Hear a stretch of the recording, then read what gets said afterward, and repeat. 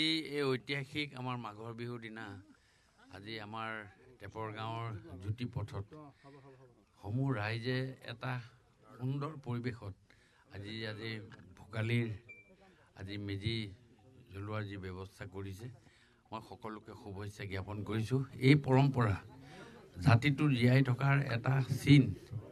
আমি একত্ৰিত হৈ আমাৰ এই সংকটৰ দিনত আমি কেনেকৈ আগবাঢ়ি যাব লাগিব, এই গোটেই কথাবিলাক আজিৰ ডেটত প্ৰাসংগিকতা আছে। আৰু আমি প্ৰত্যেক অঞ্চলতে প্ৰত্যেক ৰাইজে সকলোৱে মিলি আমি এই যি আজি মেজি জ্বলোৱাৰ ব্যৱস্থা কৰিছোঁ, যোৱা ৰাতি ভোজ খাইছোঁ, এটা সুন্দৰ পৰিৱেশ সৃষ্টি হৈছে। আৰু এইটো আজিৰ ডেটত আমি সকলোৱে মিলি সকলোকে ভাতৃত্ববোধ বহন কৰি আমি আগুৱাই যাব লাগিব।